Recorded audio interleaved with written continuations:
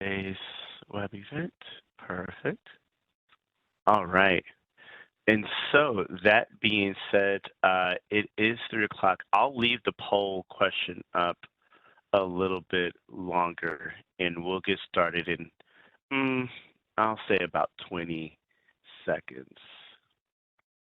And for our presenters, for Anthony and Carol, it looks like individuals completing the poll in regards to their current knowledge, it looks like people are identifying between minimal and moderate as far as how they would rank their current knowledge on this topic. I'm going to give people just a few more seconds before we end the poll question and begin. Thank you all who are joining, who are completing the poll question. Looks like more people are logging in. Again, thank you all for joining. Please note that we do have a poll question up. We have a file available for you to access. And then we also have our live closed captioning occurring as well for individuals. Okay. All right, that being said, I'm going to go ahead and close out the poll, and it will close in about 15 seconds. And we will start today's web event. All right, about 5 more seconds.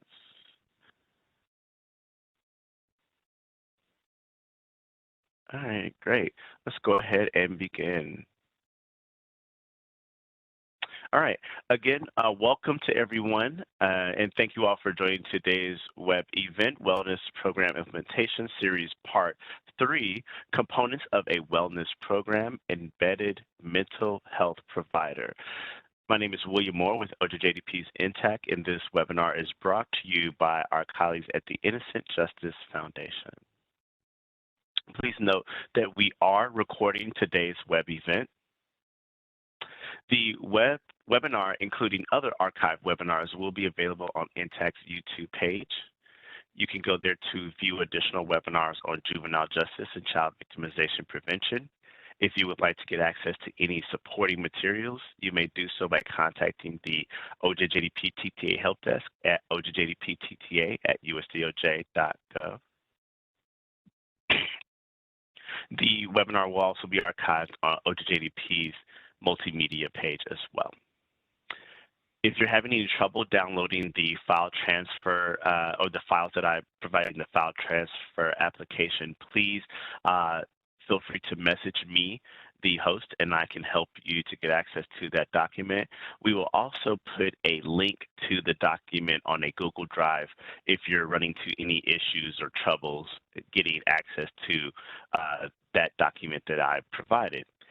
For optimal audio, we are asking for you all to have the WebEx system dial your phone line. When you're connected, it will show a phone or a headset icon to indicate that you are indeed connected to the audio. If you're experiencing any technical issues, please feel free to contact me through a private message. During today's web event, we will be taking questions, and we ask that participants please submit their questions in the chat box. When you're submitting your questions related to the content, please make sure you select either everyone or to all. Excuse me, you want to select everyone or you want to select to all panelists when you're sending your question related to today's webinar. Again, select everyone or all panelists when you're sending your question in, and then you would hit enter or you would select the send button.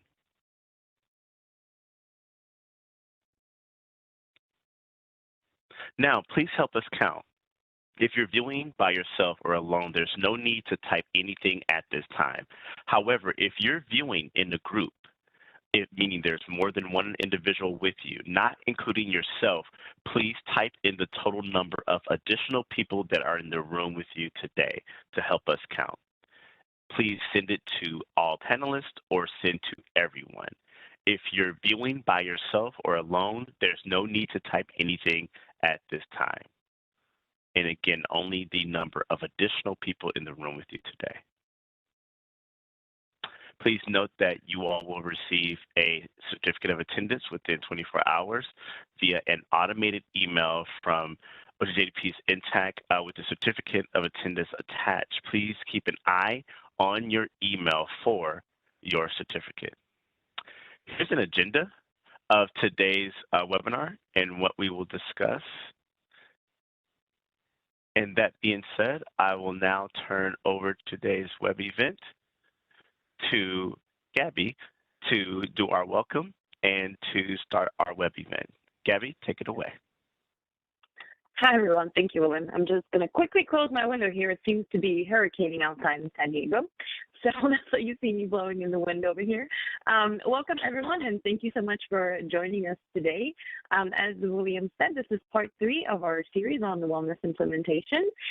We address kind of the broad aspects of how to start a program and what the different components of a program might be, as well as how you can assess your team and decide which program might be best for you in the past 2 webinars of the series. So if you missed those, go ahead and watch them on the Intacc YouTube channel, or you can also go to shiftwellness.org. We have them recorded there as well. And so today you will focus more on wellness implementation with a mental health provider. And that's why we have our wonderful Carol Bruska and Anthony Mays with us. For those of you who are listening to me for the first time, I'm just going to quickly introduce myself. I am the program manager for the Innocent Justice Foundation and the Shift Wellness program, and we are a technical training assistance provider for all 61 ICAC internet crimes against children units across the country and their affiliates. So in normal times, we do wellness trainings, and we do them in person on a full-day basis, and we try to mitigate the traumatic the trauma and stress that people that are in this profession are dealing with due to the nature of the material that they need to watch on a daily basis. COVID has kind of allowed us to broaden our scope and be able to reach out to more people and create a different series. And so this is how wellness implementation came to be, and we are so happy to be able to provide this to you guys. We will also have a separate part of this that will focus on chaplaincy and on peer support, and then we will conclude with kind of assessing your program and what you can do to move ahead. This is just a disclaimer that we are funded through OJJDP, and this series was created for ICAC task force units. But again, this is basically information that is applicable across the board. So no matter what agency you're a part of, if you're an affiliate, if you're an ICAC team member, this could be very, very useful to you. And so without further ado, I'm going to hand it over to our wonderful trainers. As I mentioned, we have Anthony Mays, who is the ICAC commander in New Mexico, and we have Carol Bruska, who is his embedded mental health provider. So we thought they would be the absolute best and most perfect team to give you this information. I will be in the chat, so if you have any questions or concerns, please let me know, and I'll keep an eye on that. And thank you so much for those of you who have submitted questions during registration. We will get to those at the very end if we haven't responded to them during the PowerPoint, and we can address them then. So thank you again, and Anthony, take it away. You are muted, Anthony. So being muted was on purpose because I'm sure I was going to do, hoping people could read my lips. Thank you for the wonderful introduction. So you didn't get a chance to hear that nice part. So again, we're excited to be with you. We've actually got really used to the virtual environment, so it's actually very enjoyable to do it this way as well. But we'd also like to be with you in person, and hopefully soon we'll get a chance to actually be with you in person and do some of these trainings. Again, my name is Anthony Mays. I'm the commander and the special agent in charge with the Office of the New Mexico Attorney General. I've been in law enforcement for over 32 years, not that I'm counting, but I'm actually going on 33. I actually was with the Albuquerque Police Department for about 20 years, and I finished there in violent crimes. And the reason I'm sharing this with you, because a lot of what we'll be talking about is things that I actually experienced as a patrol officer, as a detective, as a supervisor, and now as a commander of a task force, where I started to see just everyday law enforcement work took a toll on my troops. I saw a lot of vicarious trauma, compassion, fatigue among my troops when I was with the Albuquerque Police, working in violent crimes. Saw a lot of that taking place, and we saw the effects of that: alcoholism, domestic, a lot of issues with the individual too, physical health and things like that, and how it affected them. So what I learned through that is that I needed to do something different as a commander when I started developing the Intacc task force, because I didn't want to see that again. I didn't want to see where my folks were experiencing many of those things, and then they weren't able to finish the marathon of law enforcement, which is why I think I've been doing this for so long, because I've been able to take care of myself and look out for the things that I need to do. So I implemented a wellness program within our state, and I made some mistakes along the way when I started implementing it. Probably the biggest mistake I made is finding the right person. I was able to find Carol Brusca. She was one of my colleagues at the university. She was overseeing another program, and I thought she's a good fit for my team. So brought Carol on board, which I'm excited I get a chance to teach with her here as well. And we're able to implement an amazing wellness program for our state. So today we'll be sharing that with you, the many successes that we've had, and then of course some of the obstacles we've had as well, and some of the things you can do to implement a program in your state. So welcome, and let's go ahead and dive in. Well, actually, let me introduce Carol, because I don't want to forget about her, the most important part. So there we go, Carol. Hi, I'm Carol Brusca. I am the embedded MHP for Anthony's Intacc, actually our Intacc task force here in New Mexico under the Attorney General's office. Anthony and I have been working together for a very long time. We train together, we work together with a task force, and we have been able to recognize what's worked and what hasn't worked, and so we thought that this would be an opportunity for us to help facilitate a conversation around how to make a program that will work for you without having to recreate the wheel in many ways that we did. I'm a licensed marriage and family therapist, and my passion is wellness and resilience and helping people to get over any kind of trauma that they're experiencing, because I want people to have a life that they enjoy, that feels like they're achieving their goals. And whatever I can do to make that happen is what I would like to do. So I'm here today to work with Anthony. We're going to talk about programs and how you can find an MHP for a program and what that would look like. And hopefully you'll be able to take something away from that. I do believe that you could put questions in the chat. I believe also that there were some questions that people asked beforehand. So hopefully if the questions that you asked beforehand are not addressed, we can address them at the end. We're really excited about what we do. We know that our particular program will not fit, it's not a cookie cutter model, but if you can take bits and pieces of it to implement for your own program, or if you need more assistance in creating a program, Anthony and I are available for both of those options as well. So Anthony, let's go ahead and get started. Right. So our objectives today are to understand why wellness programs are vital for Intacc teams. And we're going to talk in depth about this. We're going to identify how to assess the team needs. We're going to talk about the types of programs and explore the implementation and challenges and discuss assessing ongoing satisfaction. So we started some of these things. We've been touching on these things throughout the series, and we will continue to touch on those. But today we're going to really dive deep and talk about the wellness program and what it would look like for you. Thank you, Carol. So let's start off by smashing the stigma. And I think this is, we all think this is important. So we developed a wellness program years ago. Commanders who are all retired except for me, it seems like.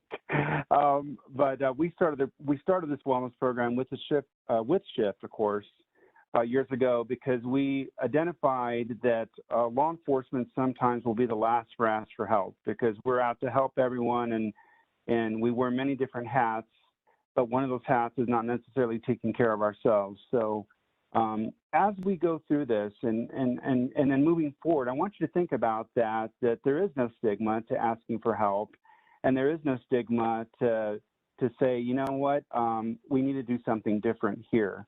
Because for the longest time, we have all done that. I mean, again, being a cop as long as I have, many of you probably have the number of years that I have on where you remember choir practice. And that was a way that we didn't want to talk about what we were dealing with at the time, that we went and had drinks after work, you know, so it went from that, from work to drinking to talking about the job, and that's the way we dealt with it. So we're moving away from that more, and we're actually recognizing that we need to have something in place to take care of ourselves so we can accomplish what our goal is to help people. So there is no stigma. What we will be talking about today, and I realize this is really geared towards it's ITAC, but this works for everyone. As I mentioned before, I worked in violent crimes. So if you're in sex crimes, homicide, robbery, domestic violence, you're dealing with people, okay? And what you experience every day when you deal with people is going to take an effect on you, okay, without a doubt. You know, so I want you to remember that. I'll never forget one of my investigators when I was at APD. I walked into his office after he had done an interview with a sex crimes victim, and he was sitting there crying. And I look at him, I go, "You okay?" And he goes, "Well, she went through so much." And this is a big bad guy, you know. I never expected that. And his door was closed, and I went to check on him, and he was crying. And I said, "What do you want to talk about it?" I wasn't sure how to talk about it because I didn't have that formal training or anything, but I wanted to let him know that I was there for him. So let's keep that in mind as we go through this program and as we start to develop our own programs within our states, that we need to look out for each other. And again, there's no stigma.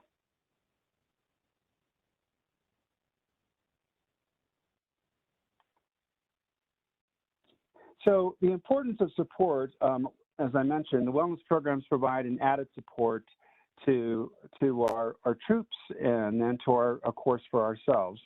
And having a successful program can definitely increase an ITAC team morale and the effectiveness of the team. Of course, you know, as you all know, being an ITAC investigator, an examiner, forensic interviewer, whatever your role is on the ITAC team or working crimes against people, you'll know it does take a toll on you, and we have a lot of time invested in that. We can't become an ITAC investigator overnight. So having a successful program helps us keep those folks in place, increases the morale, increases the effectiveness, and then decreases the burnout and turnover. And I hate to say this as a manager that, we spend a lot of money and time on our folks, but it isn't just about that. It's about their well-being, and they leave healthy and happy, right? That's what we're really concerned about. But also as a manager, we put a lot of time and money in our folks too. And if they burn out quickly and we have to replace them, we have to start over again. And it's an injustice to that individual who got burned out and they had to leave, and definitely an injustice to our victims because they don't have the best person working for them right at that time. They will eventually, of course, because we get them up to speed, but it's important that we look for that the burnout and turnover isn't there.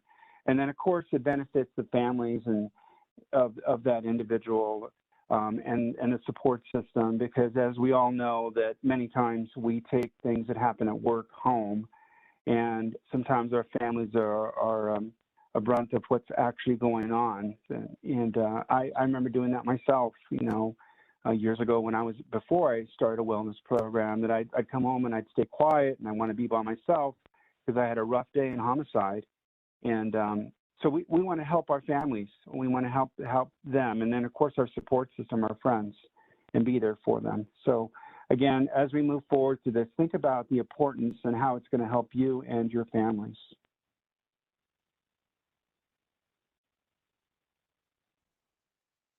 So why build a wellness program? It really will help to improve the health of employees. We know the toll that stress takes on us as individuals. It doesn't just impact us from a mental health perspective, it can impact our physical health as well. And if we have employees that are feeling mentally well, It's going to increase their physical health, which is going to increase the likelihood that they're going to be ready, willing, and able to work and get the job done. It's going to reduce the overall cost to the employer. So if we think about the cost of training the employee and then the cost of having them gone for sick leave or having them not be at their highest ability to work due to the fact that they are stressed or not feeling well, all of those things are going to cost us as employers, and that's a cost we don't have to have. And on top of that, really improving the health of the employees is the right thing to do. It's the right thing to do to make sure that we are taking care of our folks, because the work that they're doing, regardless of whether you're working as a mental health director in a detention center, or you're working for an ITAC task force, or you're working for the FBI, working for victim advocacy, whatever the case may be, it's so crucial to make sure that you are being treated appropriately and with your wellness and your mental wellness as a priority. And the way to do that is to get a wellness program going that can help assess not only your physical health, but your mental health. I know that there are programs out there where there's apps you can use for your physical health and then have a program in place for your mental health as well. So it's going to reduce the overall cost to the employer because you're going to keep your employees. You're going to be able to have them more dedicated. They're going to be more willing to do what needs to be done. There's going to be more resiliency, so you're going to get more bang for your buck out of each employee. It's going to decrease the turnover of your employees when you feel like they can be supported at your place of employment and not just pushed aside or told to get over it if they're feeling stressed, or told that, get written up because their quality of work goes down. Recognizing how important wellness is going to help them to be able to, the employee to understand that you as the employer take their health seriously, and it's going to help you to keep that turnover down. And injuries as well, and this happens not only in the field. If you're a field officer, it can happen on any level of whatever your job is. So if I'm feeling really stressed out, I can injure myself at home because I'm feeling distracted or stressed or whatever. If I'm out in the field, if I'm doing some kind of field work, I can injure myself on the job, which is going to cost my employer money, which is going to be bad for me as the employee and as the employer.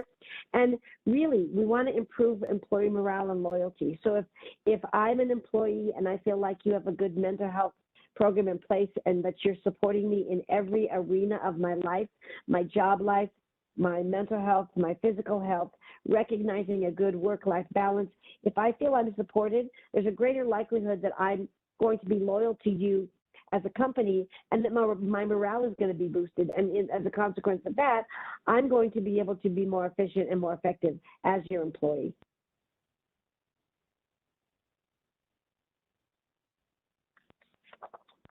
So, again, it's going to lower the healthcare costs. If we're being more proactive, healthcare costs are going to be lower. But if you can imagine that we have people that are not taking care of their health and then waiting till something comes up, and then they're, by the time they get to the doctors, they have diabetes because they were being inactive and they were stressed out and they weren't watching what they were eating. Or if we've got somebody that goes in because their stress level is so high, their blood pressure is through the roof, and now they have to be on medication and they have to be monitored, and that's stressful for them, and it's going to increase your healthcare costs overall. And it's going to so lowering that healthcare cost can be started by having a wellness program in place that recognizes that we all have things that we need to care for, and that we as individuals need help around our own stress management. We need help around the incidents that we're seeing at work. We need help around how we can increase our resiliency at work and at home. It's going to reduce absenteeism, because if I'm feeling better, then I'm going to be coming to work. If I'm feeling like I'm supported, I'm going to let my supervisor know that I need the day off for a mental health day, and they will support me in that. So I don't have to pretend to be sick. If I can plan ahead and I can say, I really need this Friday off for a mental health day, and my company will support me. To achieve higher employee productivity, again, think about a time when you were really stressed. Over the last year, because of COVID, we've all been very stressed, and everyone that I know has actually talk to me about feeling that their productivity has decreased because their stress level is up and they're not sure exactly how to decrease their stress. And as a consequence, their productivity goes down. So if we have people across the board that their productivity is going down, that's going to increase their stress, which is going to, again, decrease their productivity. So it's this very vicious cycle. So if they knew that they had a place that they could go to that was supportive, they had opportunities to get resources, they had a community that they were working with that would help them in their wellness, that can help with their productivity, decrease their stress. And to reduce workers' comp and disability-related costs. So again, if you're feeling stressed out, you're not going to be as aware of your surroundings necessarily. If you're feeling stressed out, you might not be as careful and cautious as you otherwise would, and that can increase the workers' comp and disability-related costs. You know, it's interesting. Looking at a lot of studies, and that's something that I do as a commander, is that I'm always looking at research that's out there, and there's a lot out there about wellness, which is pretty cool that we're seeing more and more of that. I get a lot of law enforcement publications, at least 4 a day, that talk about, you know, of course, the stories and what's going on around the country, but it's always nice to see that there's a paragraph in there about wellness and how we need to take care of ourselves better, especially the things that have gone over the last year. And 2020 was a tough year for law enforcement. So I was looking at the Journal Clinical Psychiatric Report, and it was talking about that 85% of employees that have mental health conditions are undiagnosed or untreated. You know, and you think about that with your teams.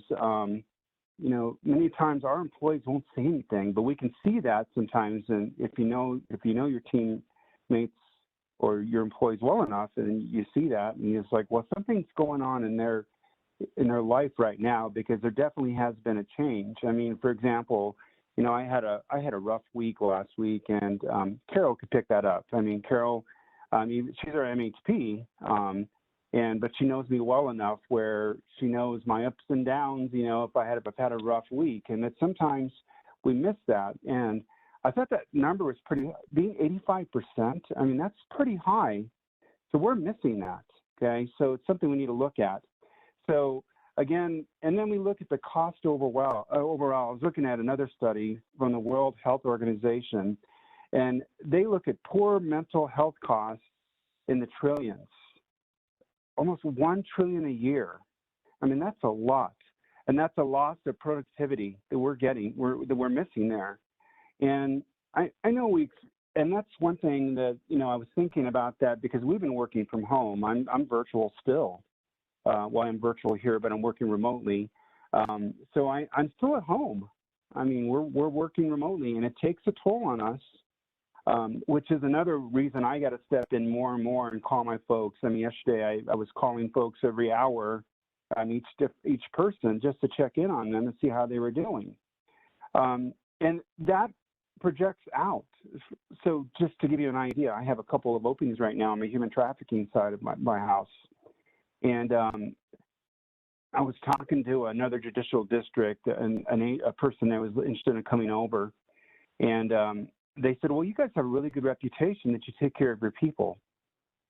And that's important to hear that, because I know some of my team members, and actually one of my grumpier team members, actually, that Carol knows who I'm talking about, actually was at a scene. They were serving a search warrant. He mentioned that, our commander really takes care of us. We have a great wellness program. He's very flexible with our schedule. So this person goes, hey, I'd be interested in filling that position because you guys have a reputation to take care of your people. And many times now in this day and age, as law enforcement, or if you're not law enforcement, but if you're working within the criminal justice field, money's not that important. Money's nice, don't get me wrong, but we're in this position to really help people, right?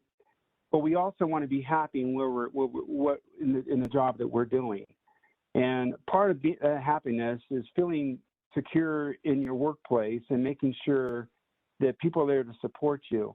So having a good reputation in your agency, to have that in place, is important.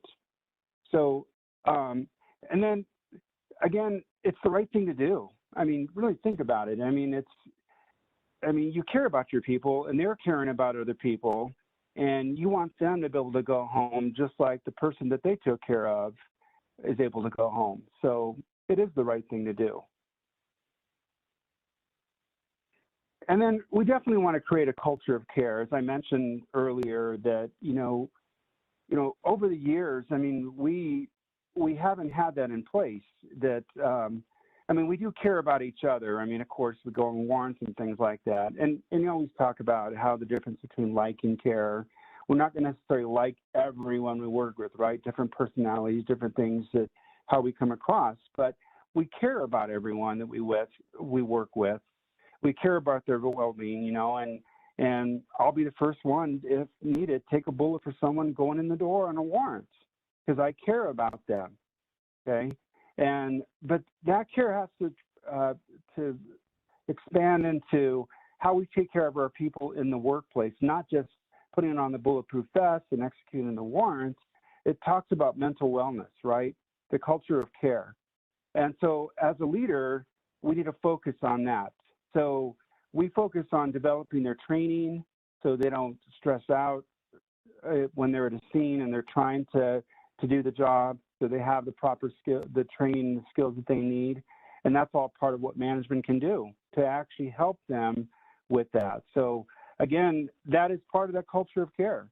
And then we want to promote that open environment, that open dialogue where someone can come in and talk to me. I'll never forget and I've talked about this hundreds of times, and you may have heard me say this before, but we had a pretty horrific case one day. The guy went to prison, fortunately, at the end of last year. But we have found out that he was actually abusing family members, and it was a long day. I mean, we interviewed a lot of folks, family members and children, and it's just adults and children had been victims to this individual. It took a toll on the team, and then we went back to the office, checked all the evidence in, and we got another call that afternoon. So it was a long day of dealing with that. And my team knows that we have a culture of care in our office where I care about how they feel and if they need time off, and I'm flexible with everything that they do. So the next morning I came in, and they were all standing together, and one of my agents came up to me and he goes, "Can I talk to you, boss?" And I said, "Sure." And he closed my office door and he just broke down. And that's okay. And that's okay. I know, and it sounds like, wow, is law enforcement doing that? Sure. That's okay to do that, because he felt comfortable enough to come forward and ask for help and the open dialogue, and said, the rest of the team took it pretty hard, and they need to talk to Carol. And I was able to immediately contact Carol and I need your help now. And she responded immediately. I have a room on a different floor away from the office, away from everyone's work area, where they can go up there and be by themselves, meditate, quiet room, whatever they want to make it, they can make that room. If they want to go and play games, that's fine, but it gives them a time to get away. Carolyn went up there and met with them, and that open environment, that dialogue really helped, because it helped them understand that they can say, when I need help, it's time for help. So your folks need to feel comfortable enough that they can come forward and know that it's okay to ask for help, and then have that comfortable accommodation if possible. Now, it's not possible in every work environment, I know that, but think of other things that you can do, and we'll talk about that going forward, about other things that you may be able to have for them. I was very fortunate that our Attorney General actually said, yeah, we'll create a separate room just to use for quiet time or whatever you need to use it for. And the way it's decorated and everything, it's a great place to go. So again, think about how you can do that as management to make things easier for your folks. And then having that team buy-in, okay? So when management shows support for an MHP program, and they're not concerned that it's not like a fit for duty thing, or they're being watched, or if they say something wrong or they ask for help, they're going to be labeled and pulled out of their position, because our folks want to do what they're doing, right? They've asked to be in the position. They've gone through the training. They love helping people. They love saving that child, right? But they have to understand that management's going to support them in any way. We've told our folks, you don't have to talk to Carol. It doesn't have to be Carol. Though Carol is part of our ICAC team, everyone feels comfortable with her. If they want to go talk to a chaplain, they want to talk to the EAP, if they want to talk to someone outside the agency altogether, we'll pay for it. We'll figure out a way to take care of them. So we want to make sure that they understand that. And so that's a big part of it, having that transparent program and understanding that there is things that they can do to take care of themselves and management's going to support them. And then definitely explaining the benefits of wellness and why it's important. I tell my folks all the time. In fact, I had one of my analysts ask me yesterday, and I know it was really hard for her to ask for some reason, because she is my hardest working person, because she looks at every single tip and she puts together packets and does everything. And she goes, would it be okay if I have off next Wednesday, Thursday and Friday? My husband and I really want to go camping. And what would be the response to that? Of course. If I have to do the job, I will do it. It's okay. I've done it. But I always have a backup plan, of course. But you always want to say yes and of course. And that's part of the benefits of having a transparent program and having your folks buy into that, because they know that basically you're going to support them no matter what. So they feel safe. You know, they feel that the team's going to support them.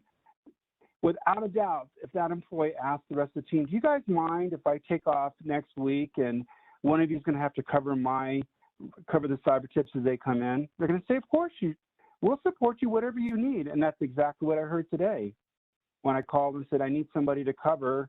Well, our analyst takes off some time to spend some time with her husband camping.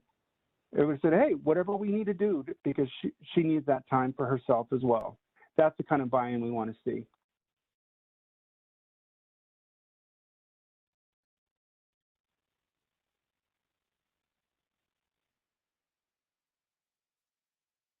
Well, I'm sorry. Do you want me to start, Carol? Go ahead, Anthony. You can go to you can go to the next slide. Okay. I did go to the next slide. Achieving team buy-in. Oh. I'm not seeing the next slide. I'm sorry, Anthony. I'm just seeing the previous slide. Oh, here, I'll flip it one more time, and then I'll go back to it again. Let's see. Now, do you see it? I see the management show, yes. Management showing support for MHP? Okay, yeah. Yes, and that's your slide. I don't know. There it is. It's sticking for, there it goes. There oh, we go. I'm sorry. Okay. Yeah, it was getting okay. stuck. Yeah, I'm not sure why I got stuck like that. I think it's the arrow just went right below the little magnifying glass. I think what was happening is you just wanted to continue to talk, Anthony, and not have me talk. So I'm bursting it in your way. So achieving team buy-in, this is something that Anthony and I actually talked a lot about before I started working with the task force, because we knew that the previous mental health providers they'd had, although they were great people, they weren't really a good fit for the team. So what did we need to do to get buy-in for the team so that I could begin to do my work? And one of the first things I did was figure out a conversation that I could have with Anthony about how do we move past the stigma. And this is the stigma of reaching out. This is the stigma of saying that I'm not doing well. This is the stigma of saying, you know, I need some time off. I need to get some support. I am impacted by this work. So one of the first things that we did was to set aside time so that I could speak with each person individually. And I tried that out, and people were kind of getting used to me. I mean, I'd actually done an interview with the whole group before I was brought on, so that they could have a say in who was going to be their mental health provider. And they'd agreed, but I think they was kind of like, yes, we're agreeing that she'll be great, but then, oh, we actually have to meet with her. So there was that, the reality versus the theoretical. And so I met with people individually, and one of the things that I was very clear with in the beginning is we're not going to sit down and I'm not going to say, how was your childhood? I'm not going to say, tell me about every kind of awful thing that's ever happened to you. What I did say is, you can come here and talk to me about anything. You can talk to me about baseball. You can talk to me about your kids' hockey. You can talk to me about issues you're having at work. You can talk to me about issues you're having at home, whatever you want to talk to me. We can talk about movies. I just wanted to spend some time building that rapport. Because, of course, who's going to go in? I mean, even if you're not law enforcement, who's going to go in and automatically trust somebody enough that they're going to open up to their deepest, darkest secrets or talk about how much the work is impacting them? So I didn't want to push that. I wanted to give them the time to get to know me, to trust me, or if they felt like they couldn't trust me, use one of the alternatives that Anthony talked about, so we could move past the stigma of reaching out for help. And when we were able to do that, people were more willing to call me or text me or email me to see if they could meet with me. And another thing that we realized by coincidence was that when I initially meet with people, if I meet with them as a group instead of as an individual, there's more likelihood that we're going to be able to get somewhere. So if I go into, I cover the whole entire state as part of our contract. And so if I go into one of our affiliates' office and I don't know them very well, or I've only talked to them a couple times, I will say, let's all get together first. So we all sit down together. They can ask me questions. I can ask how things are doing overall. I can ask what kind of things they do for stress management. So it breaks that ice, and they're also with their peers for that sense of security. So it's more like if there's going to be a situation, it's more like them against me, which really, realistically, it doesn't feel like that, but at least they've got their workmates as their support system right there. And they get to see what it's like to talk with me, and they get to see how things work. So I met in a small group. People were able to support each other, which was useful because then when I wasn't there later on, they still had each other to support and have that built-in support. And they were able to open up in a way. So somebody said, you know, when I do look at these particular images, it's really difficult for me. And sometimes I go home and I take it out of my family. And somebody else said, you do that too? I thought it was just me. And so then we start to have the conversation of, so how do you talk to your family about the work you do? And what are the consequences of not talking to your family? And that whole dialogue came about. And we were able to work through that, and they were able to work through that together as a team. And so they had built that strength together as a team. They knew I was there to kind of direct if they needed that. And then they felt comfortable coming back to me later. Offer sessions regularly and visibly. Certainly.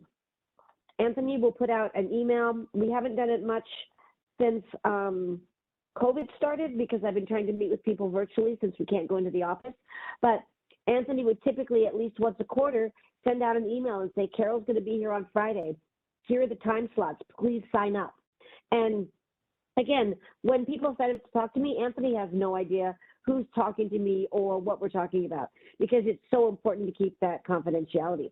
But it couldn't get any easier for people when I show up at your office. You don't have to leave. You don't have to, go find parking. You don't have to drive anywhere. You just walk up, or you just ride the elevator up a couple flights of stairs, and then suddenly, you're visiting with me. And so it makes it easier for everyone to feel comfortable. Like I said, so we've got moving past the stigma, offering sessions, having small group activities, and then remember that mental health is an intensely personal topic.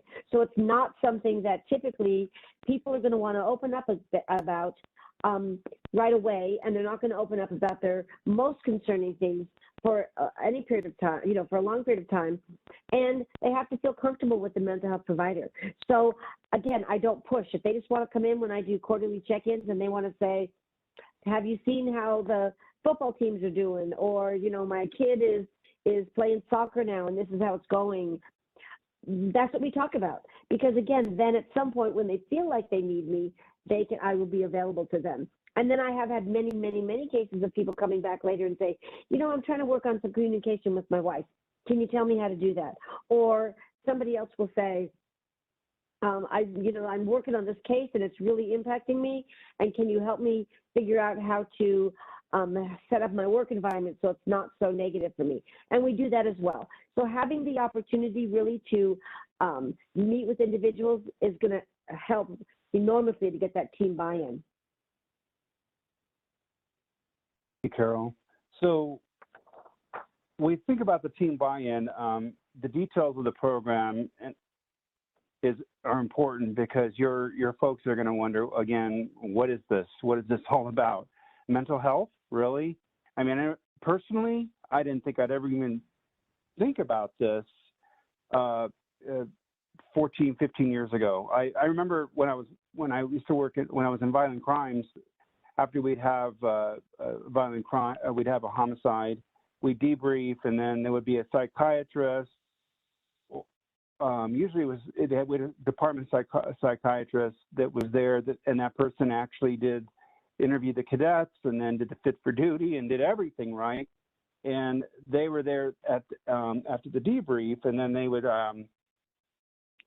you would have the opportunity to go walk with them and talk about what you're experiencing and how you dealt with that homicide and that. So, but quite honestly, how open were we at that time?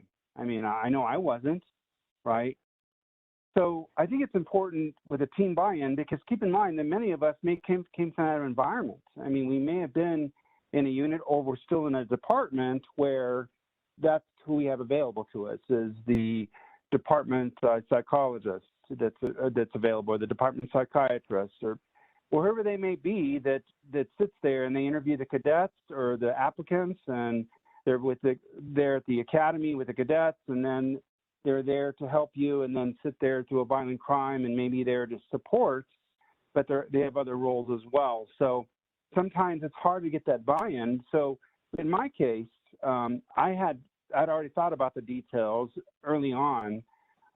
When I started helping with the SHIFT program and started working with the SHIFT program and other commanders around the country as we started developing the program, and I thought, well, this is the way I want it to look within my department, and I want to be very transparent. And that's what I tell my people all the time. I'm transparent, and sometimes I'm too transparent because sometimes I say too much, and I'm like, but it's not, when I say I'm very transparent about everything.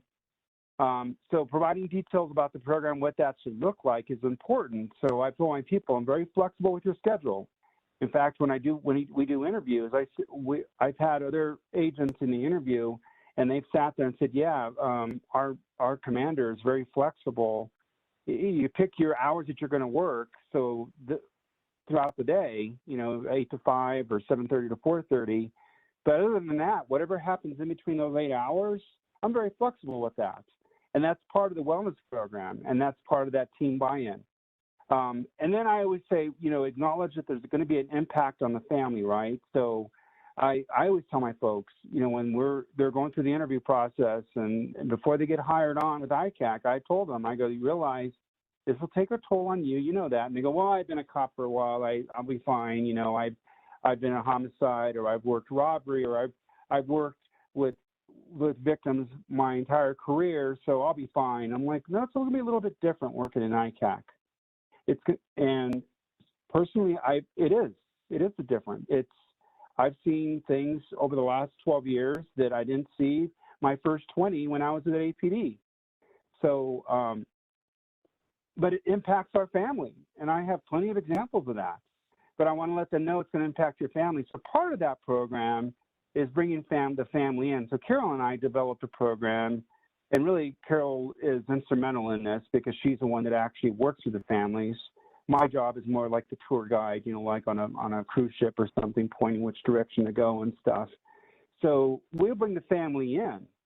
And when I say family, it's significant other, spouse, usually not children. But however, if a child did show up, we're not going to turn them away. But there's other things that we have in place, too, that if we were to have children as well, we bring them in and show them the work environment of of their significant other, what they're experiencing. This is their desk.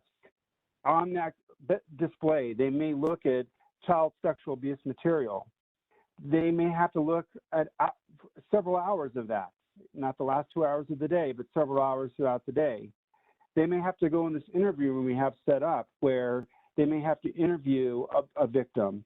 They may have to interview someone in this room or a suspect. They may have to hear some difficult things. And that's all part of their job. And by drawing that picture for the family, they understand that. So when their significant other comes home and they say, gosh, I've had a rough day, you know, I had to look at images, they say, oh, I know what that means, looking at images. So explaining that, and that's part of the support program, part of the program is providing that kind of support. And then understanding that the program won't be, it's not fit for duty, right? It's not fit for duty. I can't tell you how many times I had to tell my federal partners that, and I had to tell their upper chain of command, this is not about fit for duty. This is about them being successful in their job and taking that success home and being successful in their personal life as well. So again, it's not fit for duty. So choosing the right MHP can be difficult, can be very difficult, honestly. I mean, I made, and I hate to say mistakes because they weren't mistakes. They're amazing people that I brought on board, but finding the right MHP was a chore. I mean, and looking for the right person in your community. And I'll briefly share with you what I learned. My first MHP was actually, the person I was looking at was with the Department of Public Safety. So kind of over working with law enforcement in general, mainly with our state police officers. But I heard some amazing things about her. But again, she was in that role where she was interviewing the applicant, helping with the applicants, going through that process, and then working with individuals once they were on, and then many times doing that fit for duty thing, right? So that was difficult. So wasn't a person that was going to work out for our team. And then the other person was somebody that I had over, that I worked with at university, same place Carol and I met. And he was part of my program that I was overseeing. And he's also a doctor in psychiatry, and I believe that's his field. But anyway, he's a CIT guy. And anyway, he was one of the guys, right, when I was at APD. And again, wasn't someone that everybody rushed out to call.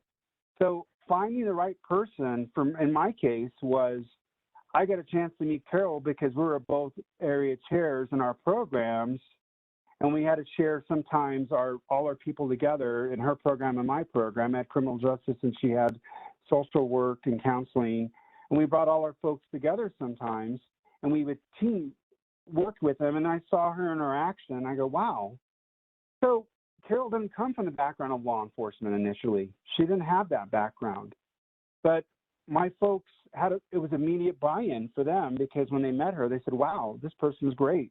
Because she wasn't he wasn't a face that they'd seen before, okay? So looking at that, and then, of course, from other law enforcement agencies might have someone that they work with. Again, I gave you an example with my state police contact. Wasn't the best move for me, but again, I learned from that. And then doing the Mhp team interview really, as I mentioned, was a big sell for me because I told my team, just sit down with her and talk to her. And you know what? You don't have to give your deep, darkest secrets like Carol mentioned. If you want to talk about sports, she knows about sports. You want to talk about food, she knows a little bit about food. But you know, because she doesn't eat a lot, and sometimes she doesn't like the same things I like. But anyway, I said you can talk to her about anything, right? So that team interview really, really helped, and that broke the ice, and they were able to talk to her. So again, think about things and how you can implement and have your team be part of the process. Well, and I think I just want to say there, Anthony, I think that for me, it was nice to be having a team interview because it gave me a chance to kind of get to meet people and present who I am, where I came from, why I wanted to do this work. It gave me an opportunity to open up to them before asking them to open up to me. And it also gave them to empower them to say, you know, she's not a good fit or she is a good fit. So then going in right away, we would already know that at least, you know, some of the people, the majority of the people on that team were interested in working with me or at least trying to work with me. So I think the team interview idea was a really, really good idea on Anthony's part. Yeah, and I totally agree. Thank you. And it was a great idea on my part. Thanks for saying that. So choosing the MHP, again, looking for a provider that experienced with vicarious trauma and knowing Carol's background, working with marriage and family, and, you know, definitely dealing with some of the trauma there, as we all know, working in law enforcement, that domestic can be very difficult to work in. So she was definitely a good fit there. But finding the right person that has some background in that, I mean, you can't, you know, I thought about that initially, just pulling someone fresh out of the university that just got their degree. But honestly, you don't need that MHP that comes in and says, wow, I don't understand how you can deal with all this. Because I've heard that before from an MHP and other professionals, of course. So having someone that knows how to work with individuals that are experiencing vicarious trauma, compassion fatigue, all that stress that we deal with in law enforcement, right? And then looking for that person with a specialized training. And I want Carol to talk a little bit more about these areas, because I was looking for that because I already knew what I wanted to see from my experience and some of the mistakes I already made. And then, of course, what I was feeling, but I knew it was important to have someone that would be able to give the right tools. I didn't want someone that's going to sit there and look at my person and say, okay, how do you feel about that? And really not ask those questions and give those tools that they may need. Because it's great to have someone sit there and listen to you talk, but sometimes law enforcement doesn't want to talk, right? So you need someone to be able to give that kind of tool. And I knew our Carol would be that person. She was able to step in the meeting and say, well, have you thought about trying this? Or she was able to get that out of them, which I thought was really cool, is they went from talking about baseball to talking about how the job was affecting them there and at home as well. And that's where that trust came in.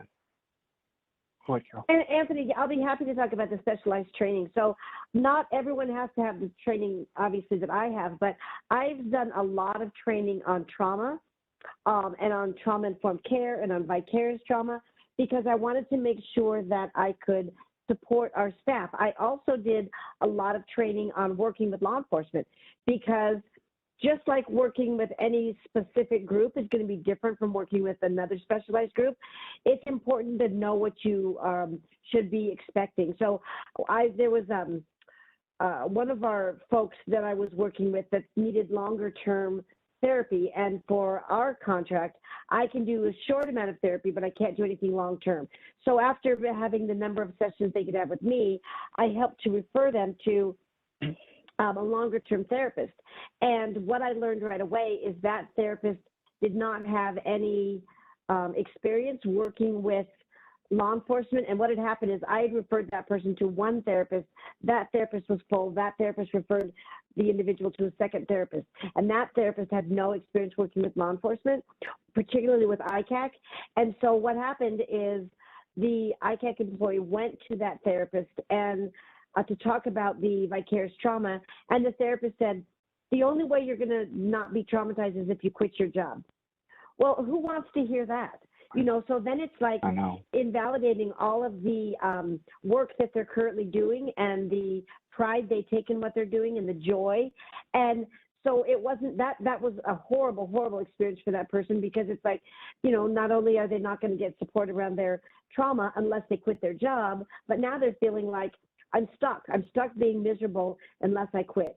So it's very important to, when you're looking for an MHP, to make sure they have a very good understanding and a handle on trauma, and then at least an understanding, if not specialized training, working with law enforcement or other types of individuals that your agency works with.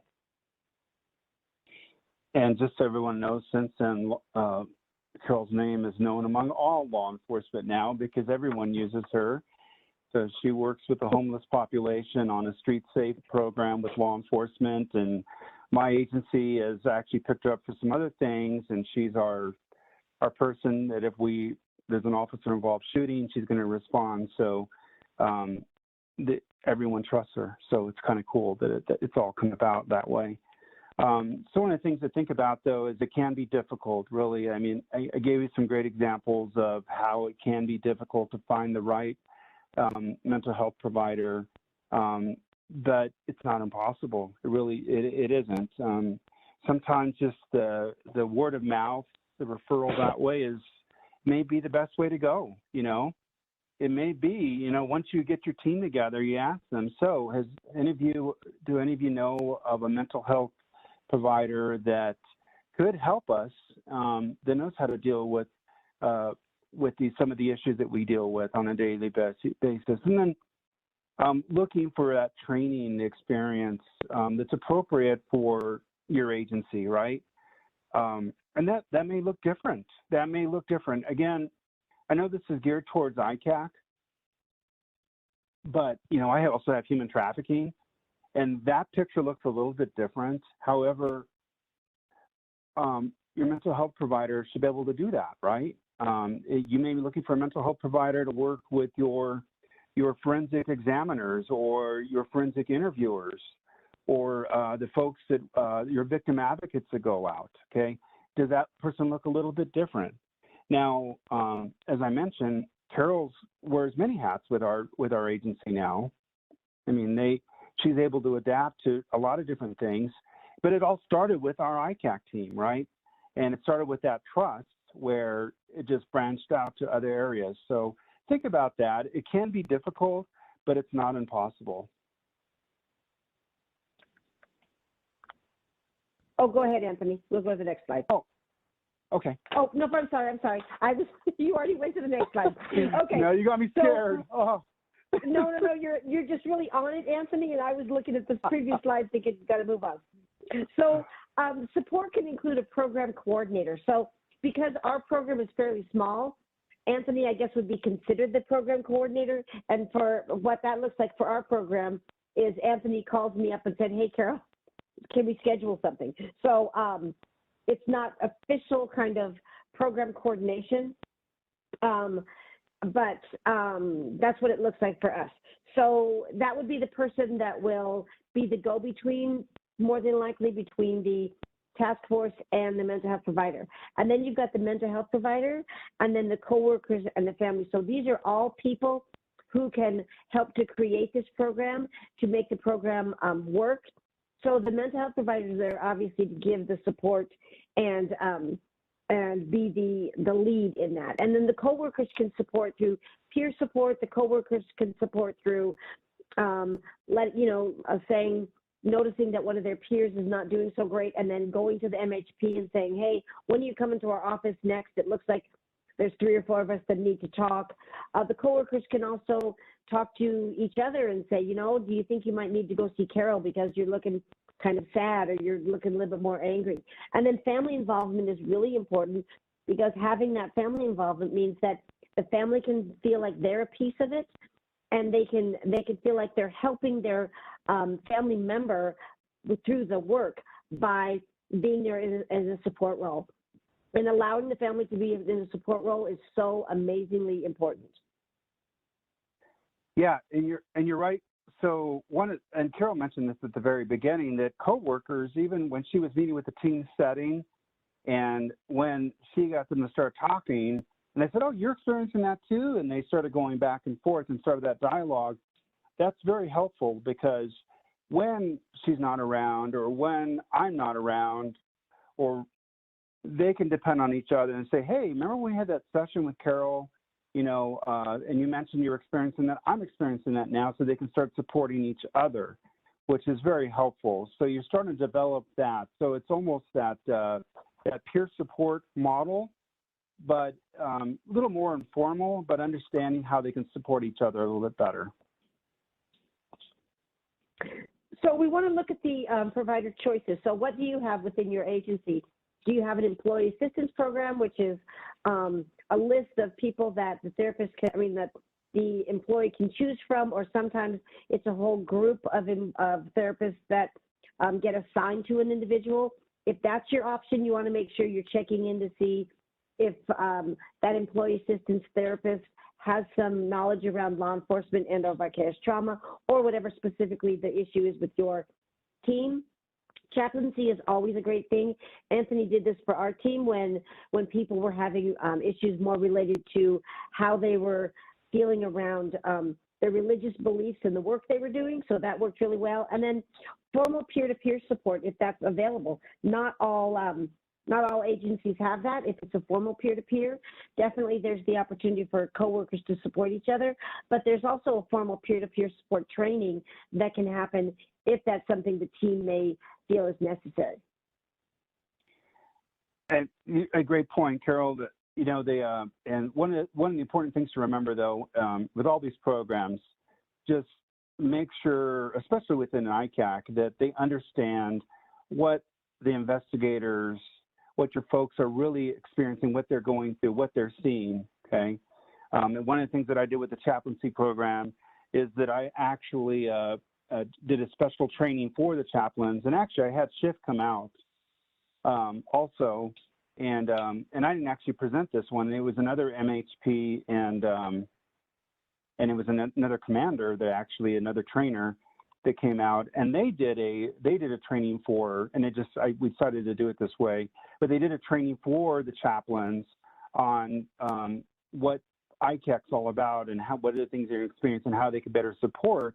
That way, when they do go out and meet with the teams, they weren't in shock when they told them, this is what I saw today on the screen.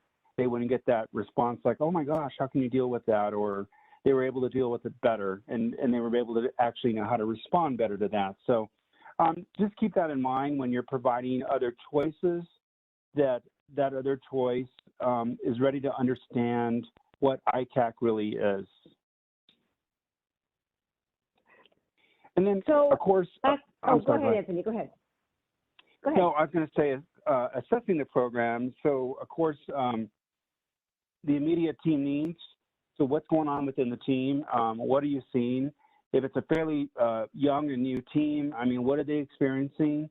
And then what are your affiliates and the teams experiencing? As I mentioned earlier, we do a lot of warrants with our affiliates, and it's important they understand that there's a good program in place, that they understand that they can rely on the program. So I'll be the first to actually go talk to a sheriff or a chief, or on the federal side, their ASAC or their RAC or whoever it may be, and to explain to them, this is the program I have in place. It's not fit for duty.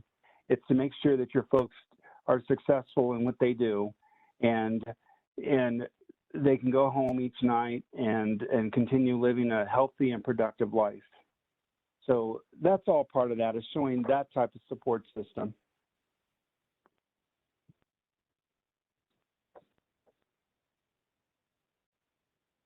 Anthony, did you go to the next? Okay, here we go. So what I do with our team is we have different types of support. And one of those is one-on-one sessions if people want that. That's initially I was getting a lot of what we would call team cohesion exercises or small group. And now we have those. But then in between that, there's people who will call me up and say, hey, can I meet you for a one-on-one? So having that variety helps people to continue to feel safe and allows them to work on the issues that they might have initially brought up in a small group session. So we have one-on-ones where they will call me up, or Anthony will schedule me to come in and they meet with me individually. We have the team cohesion exercises, meaning what can we do to build our team a little bit tighter. Anthony will, when he has the opportunity during pre-COVID days, he would have team exercises where they could go do something together to strengthen their team, because we want to make sure that the team members know each other in environments other than just the work environment.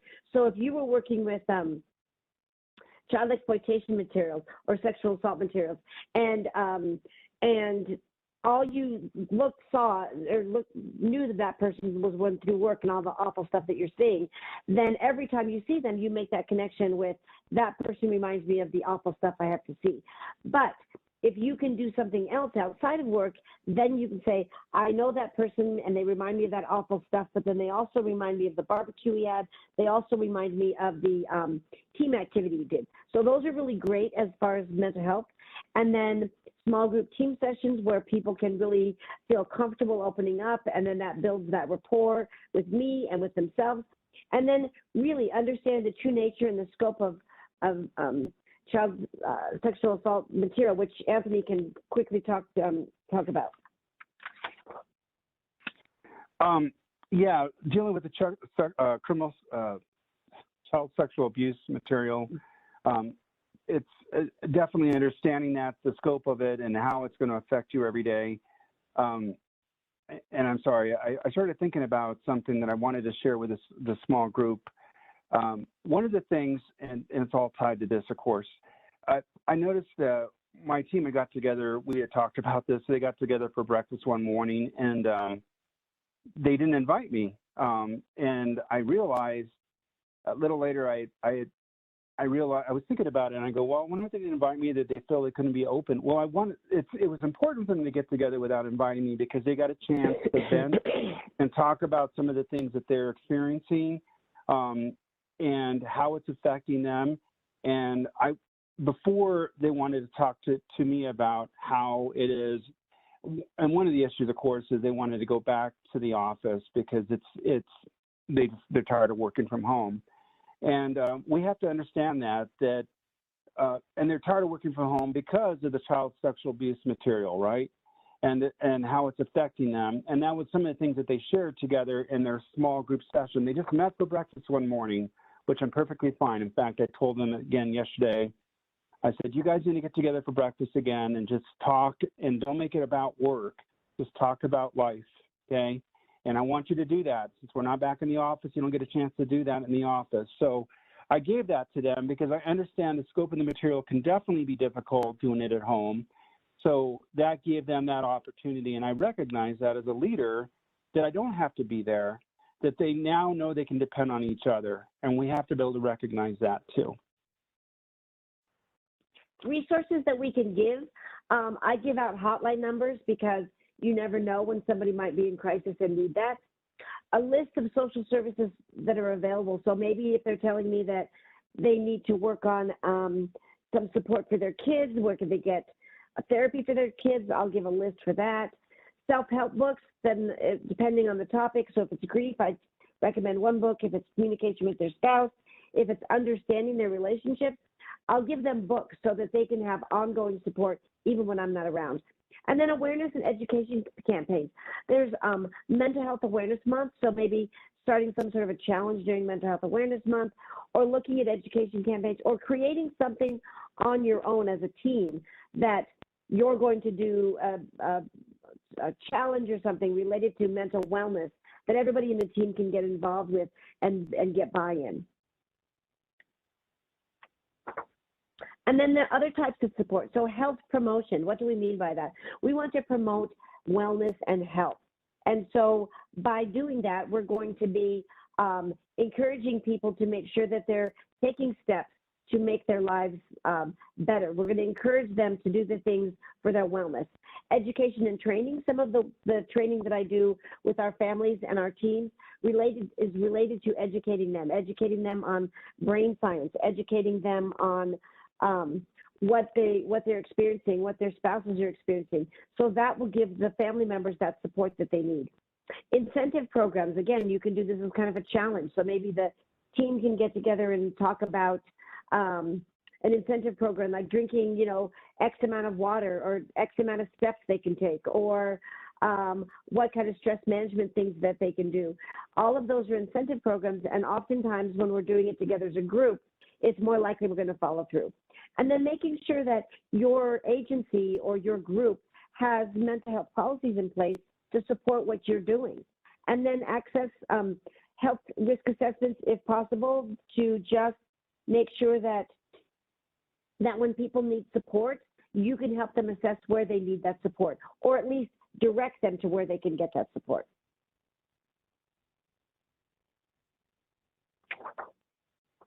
And, you know, conducting surveys, this doesn't have to be something that's really complicated. You could do a Survey Monkey. You could do something where there's a printout and you just put an X on the boxes. It's useful to have this information because this is a way for people to anonymously talk about what's working and what's not. You could discuss the survey with the ICAC team, whether that means in person, and just say, how did you feel about the type of support you're getting? What did you think about the survey? Are we missing something with our mental health program that we need to add? And then having some stress management sessions for everybody where it's not directly related to maybe the ICAC work, but maybe it's related to how do we manage stress in all areas of our life?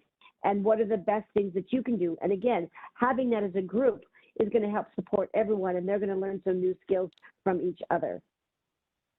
Definitely. And workforce mediation, our meditation programs. This is something that at our office we do, and it's a wonderful thing. We start off our morning by doing, we were doing some yoga together when we were all together, but now we can't do that. So when we first do our check-in over Zoom, we'll do a meditation, and it's not a long one. It's 5 or 10 minutes. So we're not doing something that is going to be too time-consuming, and it's going to be something that's going to start our day off, and it sets the tone for the day. Breathing exercises, if anybody's around me for longer than a day, they're not going to know that I highly recommend breathing exercises that you can do. Belly breathing is my one go-to for everything. If there's nothing else you can do, make sure belly breathing is part of your toolkit because it's so useful. And then, you know, having a mental health day. So what does that look like? Does that mean that you all in your office celebrate mental health together, or does mental health day mean taking off a mental health day, say, I recognize that I've been really stressed and I need to take care of myself at this time? And then definitely being comfortable at work. As I mentioned earlier, we have a private area, a room on a different floor altogether. That it's a good sized room, has a couch, some chairs. The way it's painted, it's definitely a really nice room. So making that part of a good environment for them to escape from or escape to and actually go up there. In fact, it's funny, I walked in there, we have an ICAC suite, which is where our ICAC investigators are at, and everyone was off one day except for one agent, and I walked in there just to check on everyone, or to check on him, and the lights are off, and I'm like, what's going on? And the sensor went on, and he was laying there on the floor, and he was just relaxing, meditating, you know. And I'm just excited that he felt that comfortable to do that in that room, and that's okay. And in fact, their ICAC suite, I actually have a big screen TV. We have Netflix on there. They can have that on throughout the day, and it's a comfortable work environment, so they know that it's like that. So, but the way I want them to connect to the outside world, because unfortunately this suite doesn't have any windows the way the office is set up, they're required to get up and go for a walk at least once an hour. And they can do that more, of course. You know, I'm not a micromanager. I don't restrict them. But having that kind of flexibility, knowing that they feel comfortable enough to lay on the floor in the room and not worried that, you know, they're going to get in trouble for that, and able to watch something and have something in the background on the TV, you know, while they're doing some of the work is fine. Again, having that supportive environment, it's what it might look like in your office. I have done things that I never thought I'd be doing, 15 years ago, but we have to change the way we think on how we're going to support our people. And then, of course, onboarding, developing an interview process, you know, on what you're going to do and how you're going to onboard new individuals. It's, you know, I talked about this morning. I actually talked about this process this morning in one of our supervisor meetings, allowing a candidate to shadow an investigator, because not everyone understands what ICAC really is. You know, everybody wants to come in and go, wow, I can rescue children. This is exciting.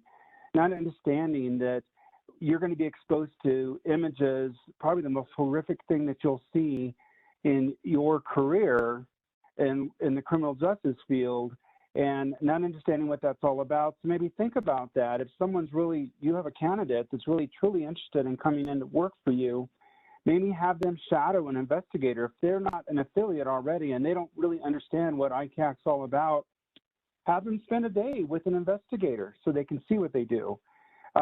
You want to encourage candidates to speak with other investigators, right? Ask those questions. I had someone put in for talking about the positions I have open. She called me. She asked another one of my agents over the weekend, and then she called another agent on Tuesday. That's what I want to see. I want her to feel for the position. That way there's no surprises, right? So again, just getting that onboarding is important. We actually, part of our interview process, I have the standard HR questions, and then there's 6 specific questions to the job.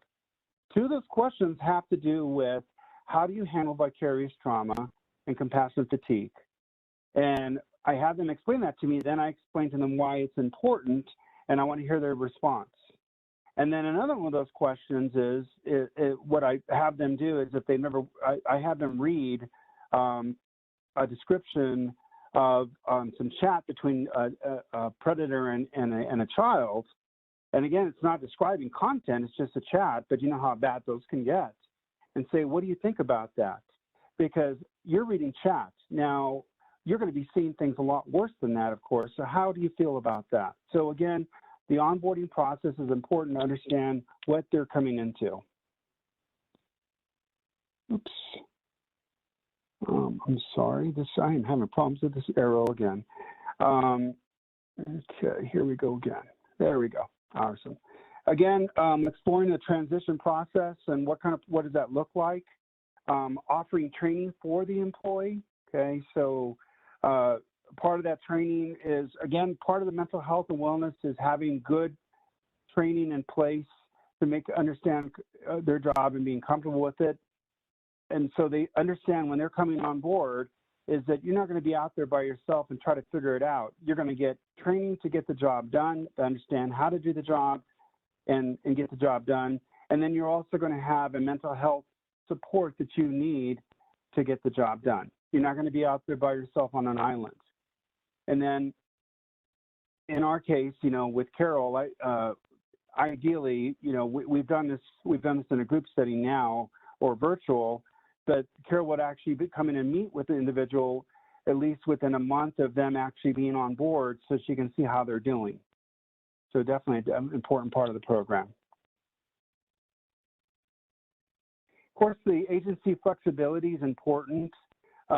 And sometimes that might be difficult within some of your agencies, and that's why having the chain of command really understand what we do and why it's important to take frequent breaks, the large cases and how they can expand out and how sometimes that person may need help with those cases, viewing images an hour before the shift ends. My rule in my office is the last 2 hours a day, they can't look at child sexual abuse material, okay, period. I don't want them looking at the last 2 hours of the day. They can write reports if they'd like or take some online training or do something, but I don't want them looking at child sexual abuse material. Encouraging switching to other projects, you know, throughout, if they're stuck looking at images and they got to get through a program, maybe one day doing that and then doing something different the next day. You know, think about how you can have them help in different areas and how you can break up that time. It may be one day they're looking at images, another day they're doing backgrounds or they're doing surveillance or they're looking at a target or just getting out of the office and doing some surveillance on a target they may be looking at, may break up that day for them. Or maybe helping in the lab with acquisitions or something, learning something new, okay? Or even helping your analysts or helping in a different area. I always recommend that. My folks now during the pandemic, they're required to take training every week. And I don't care what kind of training it is. If they want to learn about virtual currency or Bitcoin or whatever, you know, and it may not apply sometimes to the ICAC cases, I want them to do something a little bit different to continue and to build themselves up. And of course, having that open door policy is important. You know, as I mentioned at the beginning of this presentation, is your folks to be able to feel comfortable to come in and say, look, we need help. Can you help us at this time? This is how this is affecting us. Okay.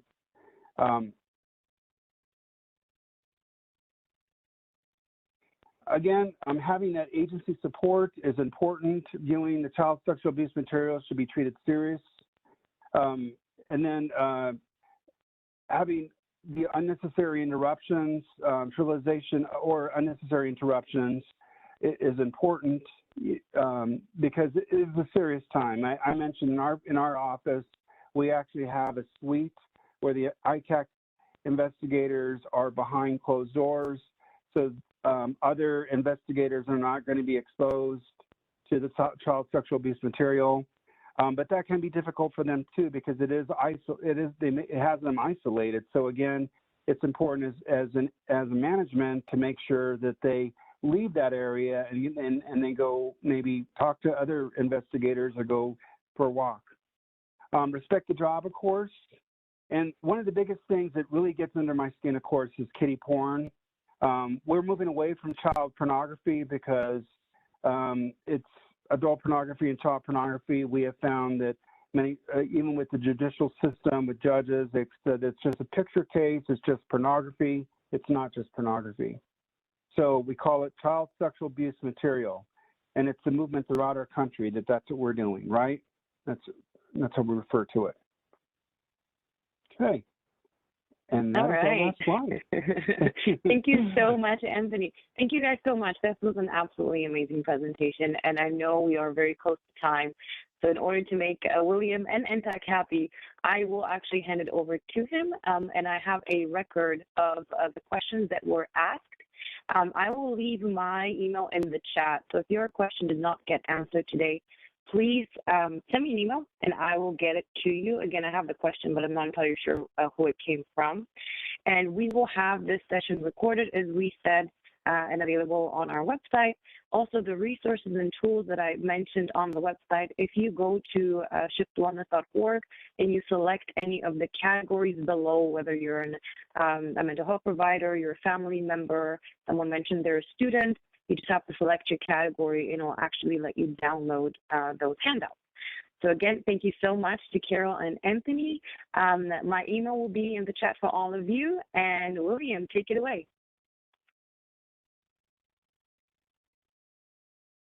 All right. Yes, thank you very much, Gabby, and thank you to Carol and Anthony for, yes, again, another great presentation. Again, as Gabby mentioned, she will indeed have her information as well as how you can get in contact with Shift to address those questions. Before we wrap up, while we wrap up, I'm actually going to go ahead and put up another quick poll question for our audience, and I'll have it up while I'm closing out today's slides. On the poll question, basically, all we want to know is how do you plan to apply the information that you learned from today's web event. So I'll go ahead and open up that poll, and folks can go ahead and feel free to identify as many options as they would like there while I close this out here. So the just reminder that I first want to begin with is to show you all where you can contact Intacc as well. And you can contact us at this link as well as sign up for our listserv. You can also find us on Facebook at OJJDP TTA. Just a reminder that you will receive your certificate in 24 hours via an automated email from OJJDP's Intacc. Please keep an eye out in your email for your certificate. Just as another reminder, you can get in contact with the TTA Help Desk at the number and email address listed here.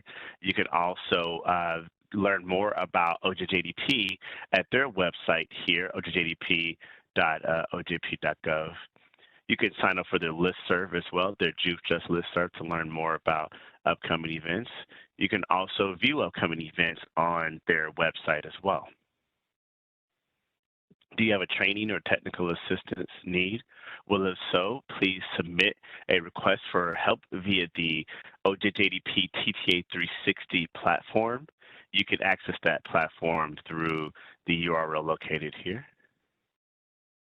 A reminder that the webinars are indeed archived on our YouTube channel. I also included in the chat a few other locations where you can view today's web event, including past web events as well.